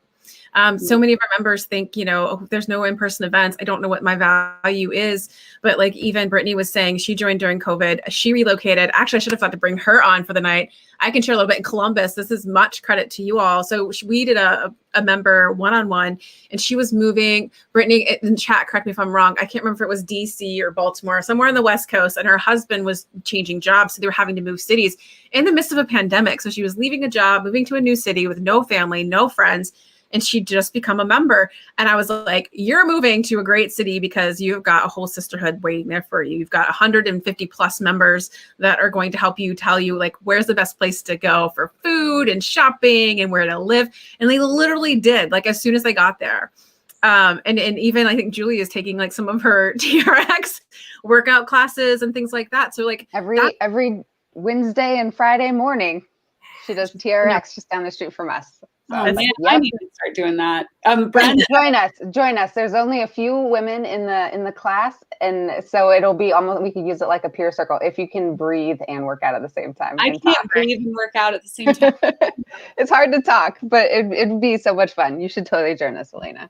I would love to. Brenda, let's go to you. I want to hear about Detroit. Is that Tyra? Thank you for sharing and being here. No problem. So Brenda, but first, trivia question for the audience, everybody who's watching. How old was Gloria Steinem when she joined the women's movement? When she woke up to all this, you've got to read her book too. It's called My Life on the Road, if you haven't already. How old was Gloria Steinem when she joined the women's movement? Okay, Brenda. Hello, can you hear me okay?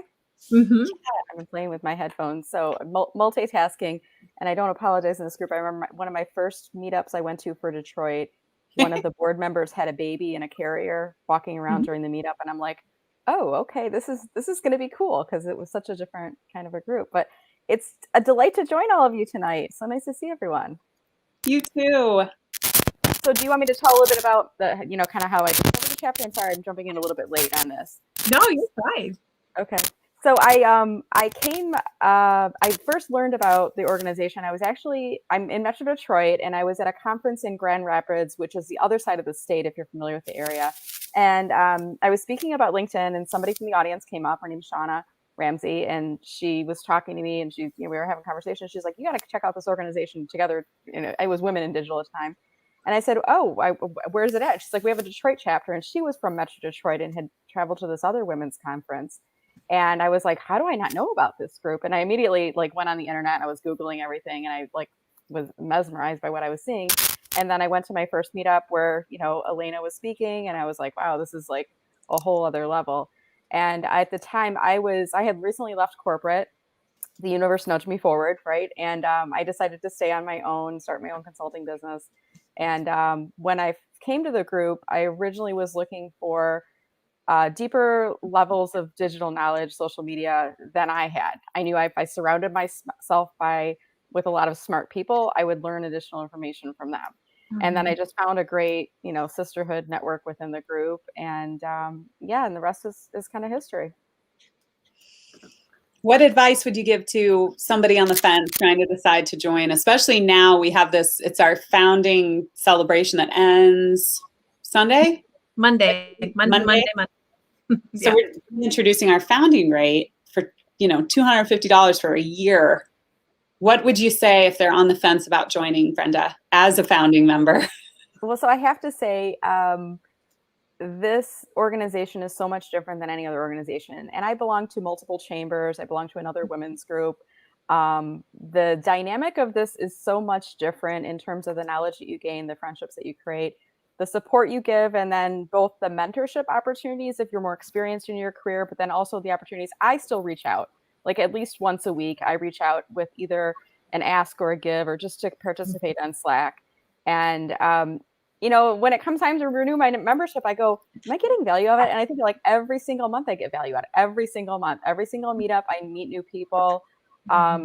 Yes, I've gotten some clients from being a part. That's not the reason I'm a part of the membership, but yes, people have. But it's okay if it was. Yeah.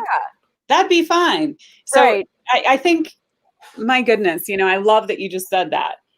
You will get new business. You will make new relationships. You will get promotions. You will actually. Look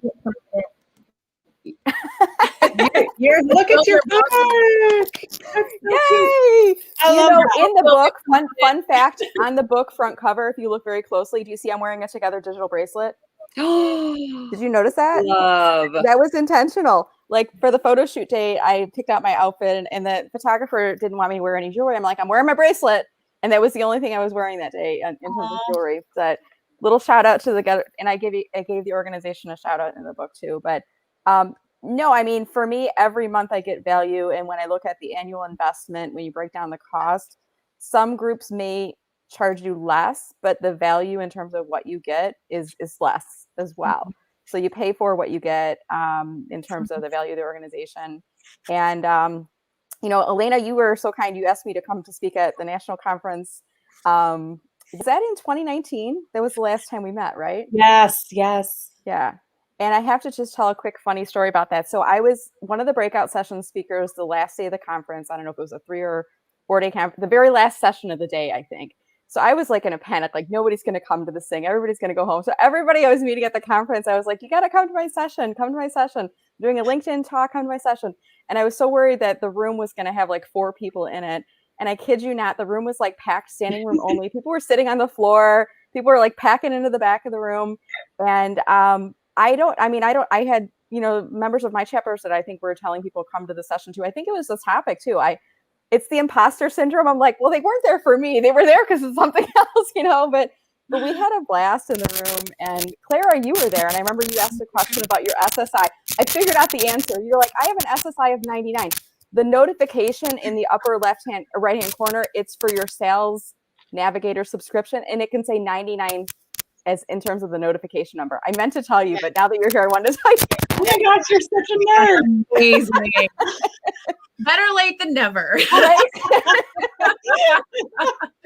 Somebody else asked me, they're like, what does the 99 stand for? And when they said that, I was like, oh, I heard that before. Who was it? I'm like, Clara asked me that. And it's the notifications in the regular LinkedIn. If you have Sales Navigator in the upper right-hand corner, there's a little bell icon on the Sales Navigator.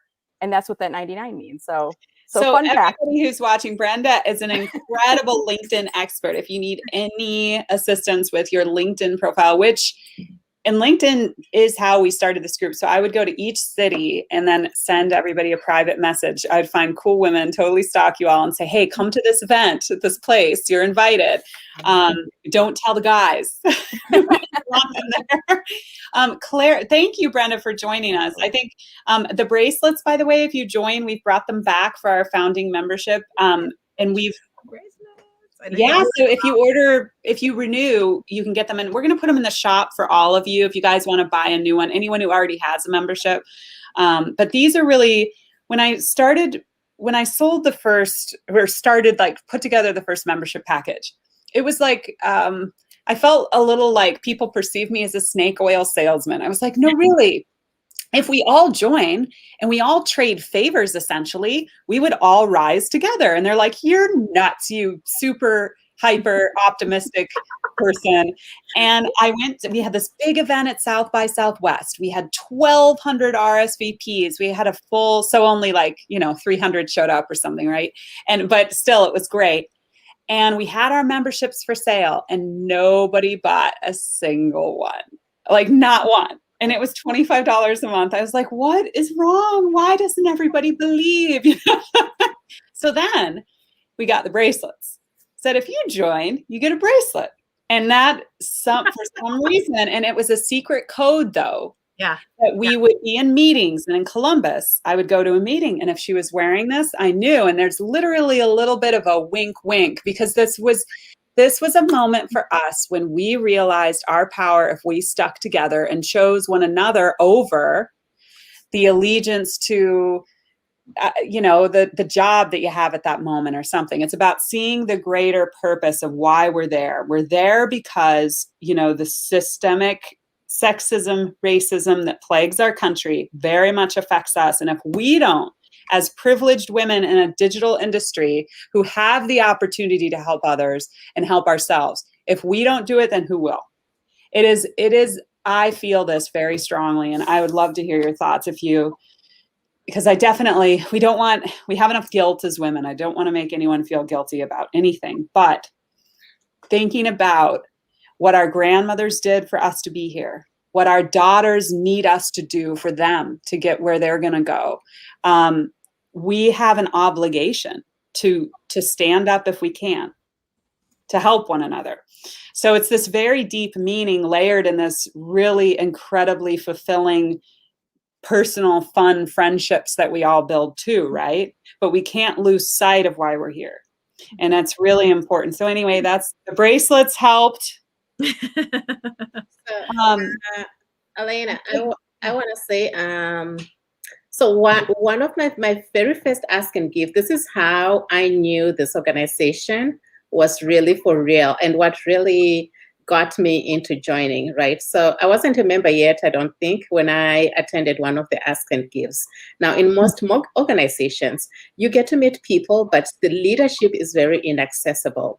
Now, in my first ask and give, Alaina took me through this journey of just that alone to me, just blew my mind. Like, here she is, she's the founder of this wonderful organization, and she's taking time to really ask me all the questions that matter about my business. Like, have you done this? Have you done that? Have you done this? And, so it tells you a lot about an organization just based on how invested the leadership is. Mm-hmm. And it's very accessible, which I'm sure most of you guys know, so that alone to me is like the $40 membership. It's like way underpriced. I know. What's the largest? Have you guys... that drew me to the organization. Is how invested the leadership is and how accessible they are. Thank you, Clara. I remember that conversation. It was I loved. I don't know. It was. Yeah, and it's joy to help you because you gave me words that I didn't have, but I was thinking. But in just asking me questions and the right questions and directing me where I needed to go, I'm really not overblowing it when I say that really changed my mentality about how I looked at my business. It really did. Oh my gosh, that's wonderful. Yeah. So just to break that down just for a second, and I think we should ask one more trivia question and then maybe wrap up because it's late, right? Are we feeling that? I just did one, the Maya Angelou. We had somebody get that. Oh, okay. And Gloria Steinem was 37 when she started Ms. Magazine. So that was like her pivotal moment. I find that interesting. That one thing that Gloria Steinem actually says is that women are at the height of their power in their mid-20s. Men are at the height of their power in their mid-50s. Really? Oh, really? And the reason why is because women in their and that's changing. I was gonna say, I feel like that's changing. It is definitely on this call, even though I know you're all 25. It's something that she wrote a while ago, but it's still relevant. It's something to really think about, because women are at the height of their beauty in their 20s, and men, as they age, they just get more powerful. Now, I think women in their 50s to 60s in the workplace are really challenged right now. So we have no way solved that. But it's something that really like hits you when you think about it. But also, there's something about when you hit your 30s as a woman, you give a lot less, about all of it, and you become more active. So we turn into activists when we hit our 30s. Maybe while in our 20s, we weren't necessarily there yet. Kelsey just joined. She became an activist in her 20s. Didn't you? But I'm now in my 30s. Oh, shit. Well, look what you got. But I just turned 30. Well, then you're not in your 30s. You're 30. 30. You haven't had two 30s yet. But yes. I'm almost 42. Yes. So that's good. That's amazing. I love it. I joined, I was 26. God, baby. I know. Baby. Do you want to talk about why you joined? And yeah, so I put this in the chat earlier. I joined on accident.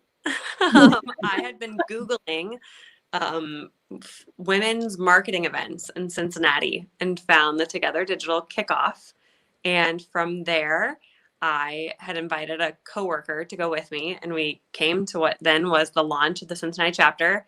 And I loved every minute of it. So hearing you speak, Alaina, hearing Amy speak, I was like, yeah, these are my people. I had just taken on a director of marketing role and knew nothing about marketing. In fact, I had told my boss that I could use Google really well. So I totally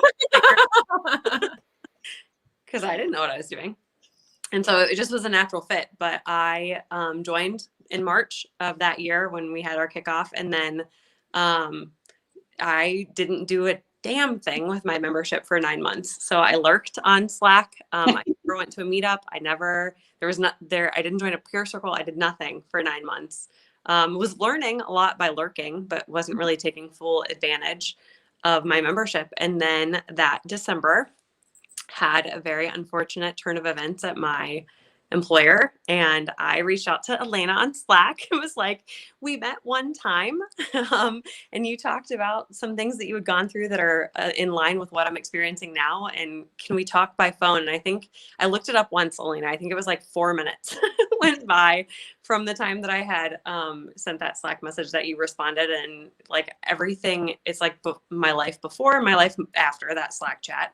And you scooped me up under your wing. I came to Columbus for a few days, worked on my resume, got out of that current employer, and threw myself into the Cincinnati board and have never looked back. And I talked to a lot of our new members as the membership chair on the national board now, and say like, my biggest regret is that I didn't do more in those first 9 months. Oh yeah. Wow. Just got goosebumpies. Yeah, I mama beared your ass, didn't I? It's like, you get your butt over here. You're not going back into that horrible place ever again. So I loved my claim to fame. I was the first anonymous ask. Oh yeah, that's right. Obviously, it's no longer anonymous, but I was the first. I was going to say, I remembered that ask, and I was like, oh, I never knew that was you. Yeah, It was our first. It was, and you told your whole story at the conference last year. If anyone wants to go watch it, it was incredibly powerful. She was on the main stage in the 20 last year. Jeez, the before COVID times. Last year, before COVID. Maybe Juliana, if you find it, you can chat Kelsey's talk. You should chat my debate link too, since we were talking about that earlier. But I think it was our first emergency, and we have had others since. But there are situations that are indescribably horrendous. One of which Kelsey went through, and there are emergencies that you need your network. It's a need that your family can't necessarily fulfill, because the thing is that, you've got the digital is a new frontier, right? And so our careers there are things that our family members may not understand. My family's always been, I don't know, what does she do? She does something on Facebook or something. Like, they have no respect for what I do at all. Like, they have no clue. Now they do. They're getting around to it, so I should give credit to my siblings. They're starting to respect me. But anyway, the point is, it's very unique. And then there are the emergencies, and then we'll post it in Slack. We put anonymous asks in. I wanted to, thanks for being here, Kelsey. You're incredible. I wanted to talk just briefly about the structure of the asks. Clara alluded to it, but what we do in the peer circles that Deb leads, and a great way would be, Deb, when's your next peer circle for the whole, that anyone could just join? Because we have these open peer circles every week. Yeah, Wednesday at noon Eastern. Okay, so Wednesday at noon, hop onto Slack, go to the peer circle channel, click the link, join a peer circle, and Deb will she guides you through. Tony leads. I just attend most of them. I gave her a shout out earlier. She's watching it. Well, in the format is really, we draw out, when you state what your ask is, we ask you a lot of questions until we get to the source of what's really going on, and then the group collectively gives you advice. So it's really great. What's that noise? Might be somebody's. I was muting a couple people to see if it was maybe Kelsey. I'm muting your mic, girl. Sorry, no offense. Kelsey's comments on the thing. So, Amy, you wrap it up for us. What are we forgetting or missing? Sure. Well, we have a lot of awesome things coming up. So tomorrow is Friday. Every Friday, member or not, you are able to watch live on YouTube, Facebook, or LinkedIn. So many platforms. Watch She Rocks. And this week we're talking with Apriya Ray, who is the founder of Moving Beyond. And we're going to talk about conscious inclusion with a focus on Black History Month as well. We've had this amazing group for our DEI group coming up. And then Kimberly, who's our DEI chair nationally. They've just been doing such amazing stuff. It's been really cool to find a place where we can learn, grow through very challenging times in a place that is accepting and forgiving and understanding. Because as we all try to grow and learn and be more supportive of each other and allies, we're gonna mess up. And you need to be in a place where you can mess up a little and have the grace to come back and learn more. So I encourage you to take a listen to the talk. If you don't make it, it's at noon Eastern time. So a little earlier on the West Coast, you can kind of maybe check in before you start your work day. If not, they're always there online, so check those out. We're also doing a virtual summit talking about power moves coming up here very soon. I have a little thing here for that. You can check it out on our homepage. Our virtual summits, they don't come anywhere near the in-person, but every time we plan one, I'm like, this is so exhausting. Why do we do this? And at the end of the day, I'm like, thank God we did this. It was so good. So much good content, new connections. We're going to do a Shop the Sisterhood where you can meet the lovely lady who made these earrings, Jamie out of Cincinnati, or maybe buy a candle from Megan. That's a cool idea for the side hustles. And if you have one and you want to be featured, let us know. Reach out to me and I will direct you to the group of ladies who are helping us make that happen. So we've got our Power Moves Virtual Summit in March. We've got the Open Topic Virtual Peer Circle. If you haven't ever taken part, you're 100% right. Tony's Wednesdays at noon Eastern is a perfect one to dive into. Sounds like everybody should just kind of crash the Denver coffee chat once a week. Cincinnati holds a weekly one as well, which is great. There is a lot going on. So if you're a member and you're listening, or even if you're potentially considering becoming a member, just know as soon as you join or when you join, I do try to make myself as accessible as possible. If you're not succeeding, I'm not going to. I am here for you. Like, that is the only reason I am here, is for all of you. And so I have time blocked off on my schedule every week to make sure I can meet with members and really get them on board and understand what are your goals, so that what time you spend here with us is basically maximized, because you're all busy. You have crazy lives. We have a lot going on right now, but this group, it has the opportunity to be your constant through the madness. You can go away for a while and come back. We're still going to be here for you. Yeah, it's like insurance. I would always say it's insurance. It's the thing that when you need us, we're here for you. So you can be gone for a few months, come back, pop in. Like, I have an emergency. I got a call yesterday from one of my friends who's a member, because now we're friends. We're all just, but anyway, she's like, I have this situation. Help me solve it. And we did. It was great. That's awesome. I want to pause you for a second. We need to cheers to Amy Vaughan for becoming the CEO of the best company in the whole world. Cheers, cheers, cheers. Good job. Finished it. Took it over so that, I could chase the dream of running for political office that I never knew I had till you guys told me, and you took it over and you just ran with it. Like, that's incredible. You weren't like, oh, this is hard. You just like, I didn't even hear much from you. You were just like, I'll figure it out. I'll figure it out. And you did. And all of you who are all these ladies here. I had you and I here tonight. Thank you so much for being here. This is incredible. Each and every single one of you makes it possible. And it's just we're all in such good company, and every night we get to go to sleep knowing that and wake up every morning knowing that you have one another. We have one another. And it's because we put the work in, though. So it's always recognized, and everybody who's watching, thanks for watching. Yeah, it's been great. I want to shout out to my other better work half, Julie, as well, who's been quiet and got out of Julie. The whole time. She was like, don't put me on. I'm like, I'm putting you on. I am good in the background. And I'm sitting here trying to think, like, how did I find out about Together Digital? So do you want to hear the story? I do. Hear about it? We have time. We got time. So it's actually really weird because in 2016, I was actually being headhunted for an app company down in Dayton. And this was before Together Digital was even a thing. And it just so happened, Katie Elsas was a good friend of mine. And we were the guys in our business life were putting on an event. And as it happens, the girls in their life ended up planning all of the event, but they got all the credit. So me and Katie were sitting there planning this tech event. And I was like, hey, so I'm being recruited for this other company. What should I ask for a salary? Because I knew I was getting underpaid. I was making $37,500 and running all of their marketing, doing all of their research for UX, because that wasn't even a thing. Like, UX was just starting out in those days. And I'm like, I know I'm getting underpaid, but I really love my company. But like, this is a global app company.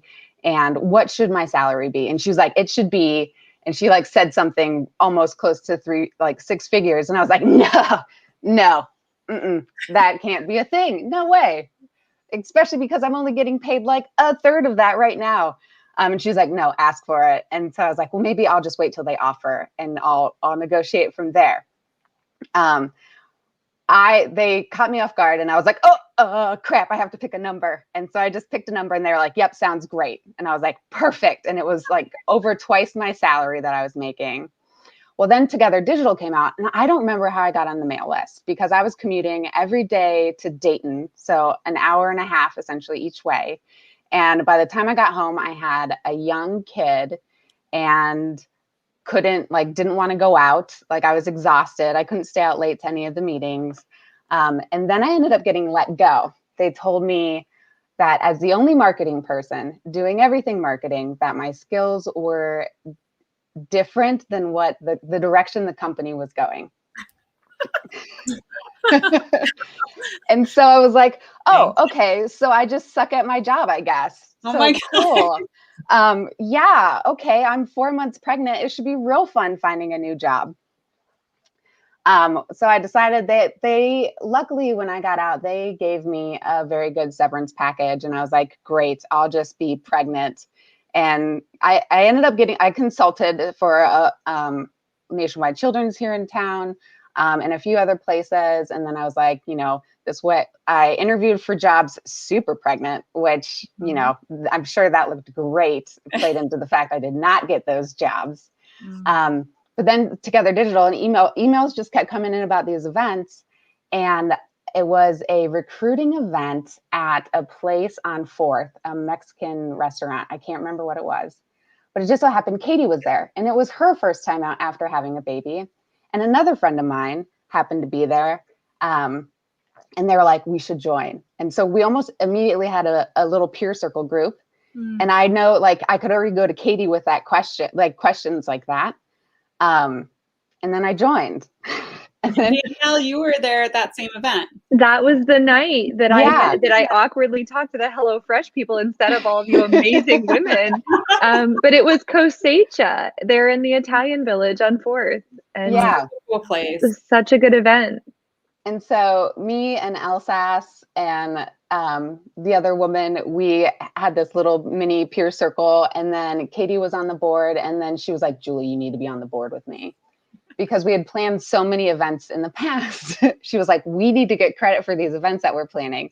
Join the board for me, with me. And so I got roped into the board. And so now I'm the VP of the Columbus chapter.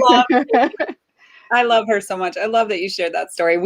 I love that. We've been planning all these events for our company that doesn't give us credit. Let's plan it for this group and get credit. I love it. Yeah. I love that. That's So- We need to do more of, everyone, all the time. We have to, claim our worth and our value. And especially now, everyone, please, like, we've got to figure this out. Our home, our caregiving, the value at home, what we're doing at home right now on top of everything else. I mean, I am so worried about all in my peer circle every month. It's like one of us is like completely losing their stuff, and the next month we're like, okay, I think I'm okay. This is so hard It's better than therapy. I'm not going to lie. I do both peer circles and therapy, and I get just about as much out of the peer circles as anything else. Even if I don't have an ask, like, I come away feeling like I have more information and inspiration, because anytime somebody asks something, even if it's something I'm not comfortable with asking, like, somebody's getting something out of it. A lot of times we'll have like maybe just 2 women show up for a peer circle, but sometimes those are the best because one of them is in dire need. Actually, I have a fun story about that one real quick. We did that. I think Ashley, I don't know if she's still on or not, but one of our mom peer circle, which usually ends up talking about pee and poop a lot, because apparently that's what happens when we become parents. And she, Julie and I were kind of just like hanging out, BSing. And actually, Julie was going to cover for me. I got back from whatever I was doing early. I was like, I got this. I'll come in. And then she's like, no, we're going to do this. You and me, we're going to peer circle. And we did. And then we stayed. And then she joined 20 minutes in, and she was having a literally and figuratively crap day. And she's just, we were able to jump in and help her with a bunch of different things. And if we wouldn't have even just shown up and hung out there, if I would have been like, oh, nobody's here and gone away, we wouldn't have been there to be able to help her. So I just think that, it's the little stuff like that, one person at a time right now, given our circumstances, it makes all the difference in the world. So yeah, keep showing up for each other, keep leaning in on your membership. Reach out to me if you're curious about what in the heck you should be doing with it. Yeah. Not a member, obviously. If you're still watching, you should have already joined. Like, we're waiting. But yeah, it's been so awesome. I don't know if any of you guests, thank you, ladies, for coming and joining us. This was fun. I don't know if you have any parting thoughts. A puppy in Denver. I'm jealous of that puppy. Marin, Oh my gosh. You look like a Muppet, Marin. So pretty. Oh my gosh. It's not a virtual meeting without a pet appearance. We're I have talking. one on my foot and one there. Yeah. Can I share a win real quick? It's been a big week. Yeah. So I've been telling my colleague, who's kind of my co-director, and we wear all of the hats between the two of us. We're just passing hats back and forth all day. And she had heard me talking a lot more about Together since I joined the board. And the other day she messaged me and was like, so I'm signing up today. I'm like, what? She's like, for Together Digital, I'm signing up today. So we have a new member in Los Angeles, who I'm super, super excited about. And then I actually had, because I'm a director now, because Alaina's saying, if you don't, then you need to find a place else to go. So I actually had the opportunity to hire some help, and we have some projects we were looking for freelancers on. So I had mentioned in our Slack we were looking for some help with some content needs, and I was actually able to engage another member on a project that we have for some things that we're doing at our company. So it just felt really good to be able to pull resources from within this community and to be able to talk to women in this community, and then also to know that I have a colleague who I rely on every single day who's coming into this and will have access to this awesome group. So you know what? win. I love that so much. I'll share amazing. I love the win stories, you know? And they do, it's a gift that keeps on giving when you invest in these friendships, in these partnerships with one another, because you never know where someone's going to end up, and you stay in touch because of the group and you see each other at events. One of our members, she didn't really use her membership, but she had joined and come to a few events or heard us talk about, you know, just claiming our power as women. And she walked into her boss's office because a man had gotten a promotion to the same title as her. And because she explained it this way, she said, just because I could hear your voice in the back of my head and I knew I should do it, I walked into his office and I said, how much is he making with the same title as me? I'm just curious. I just want to make sure we're being paid the same amount. And her boss says, I actually don't know. Let me check on that. He called her back the next day and she got a $60,000 raise. 60, not 16, 6 0. And she said, Alaina, I just want you to know that you can tell all of your members that this single mom is going to send her daughter to college with that. Yeah. And then the biggest raise with bonuses that we have on record from the group is 100,000.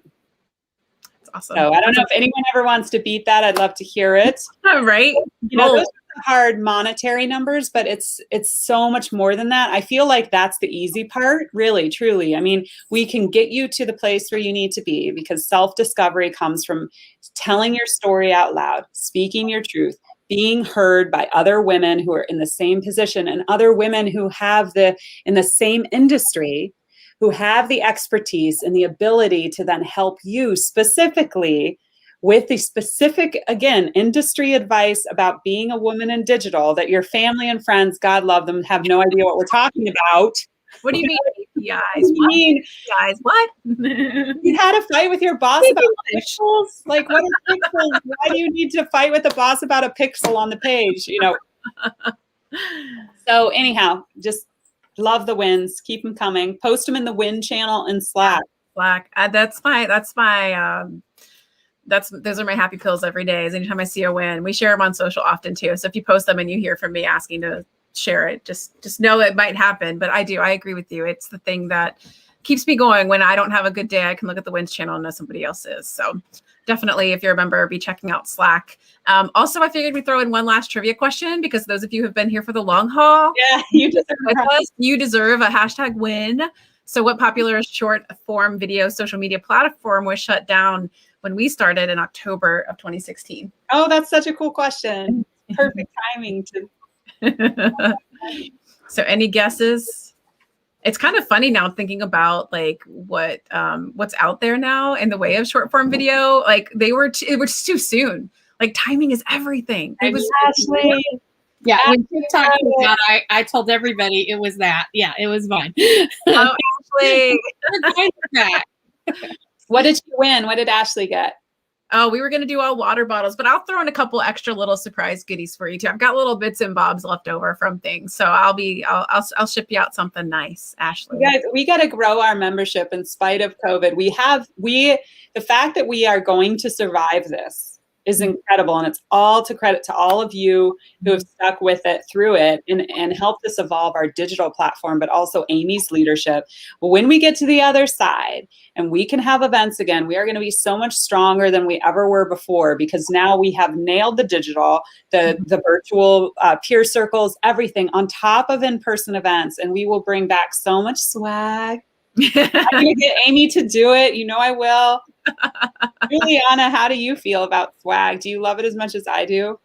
I am I love my swag. I have you can see, like, I have the banner back here. I got my mug. I got my bracelets. I have our stickers. I have our pop thing on the back of my phone. I am a brand whore. I'll say it. Well, I'm just excited for that summit, because my little office space here just keeps getting more and more filled with member stuff. So even though I can't be in the room with them, I've got a little bit of something with them in there. So again, check out the She Rocks this week. That's tomorrow. Check out the summit. Check out Slack if you're a member and you haven't done it. Join a peer circle. Yeah, I feel like we covered a lot tonight, but it was so good to have everybody here. It's nice to see you all. Mm-hmm. It's so good to see you. To see your faces. Yay. Okay, bye. Hi, everybody who's watching. Angela was in my peer circle. She's the one that recommended great books to me. Yay! Oh, so awesome. Thank you. Glad to have you on with us. Yes, Danielle, we'll post up some stickers into the shop here soon. I've actually got some really funny digital ones that I was feeling very copywriter designish that I'll start sharing here soon. We need a nerd. We need a cool shirt with the word nerd in it. I love nerd. Yeah. I love being a nerd. Talk data to me. I've got one that says coding is my cardio. Oh, that's funny. Fairy code mother. I'm trying to remember some of the other ones. Yeah, I just had like I couldn't sleep at night, and I had like that old school advertising copywriter moment of just like, how many fun puns can I come up with?